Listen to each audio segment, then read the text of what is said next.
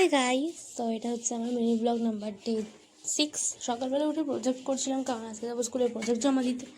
এখানে অনেকগুলো dry fruits খেয়ে আগের দিন দেখো বিপ্লবদার মায়ের বার্থডে ছিল বলে আমার জন্য সব খাবার পাঠিয়ে দিয়েছিল, যেহেতু আমি এখানে তারপর ব্রেকফাস্টটা শেষ করে নিলাম। তারপরে রেডি হয়ে গেলাম, আমি যাব হচ্ছে স্কুলের জন্য।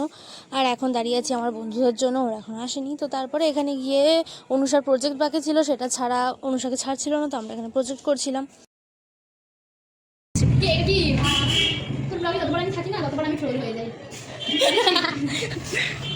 প্রজেক্ট করেনি, তাই জন্য এখন বসে বসে প্রজেক্ট করছে, নিজেও করছে আর আমাদেরকে দিয়ে করাচ্ছে। তারপর অ্যাকাউন্টেন্সি, যে সাবজেক্টের ব্যাপারে কোনো ধারণাই নেই আমার সৌমিতার।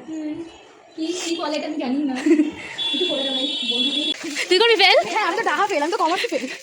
ওই তুই করবি? বর্ষা বর্ষা ফেল করবে না বলেছে। আমি তো সবাই পাস করবো, কারণ দিদি যা পড়িয়েছে আমি পাস করে যাবো। ইংলিশে ফেল, তুই আর কেমিস্ট্রি। না, আমি ইংলিশ বাংলা সব পারবো, দিদি যা পড়ে দিয়েছে। আমি কমার্স পড়িনি, কমার্সে ফেল।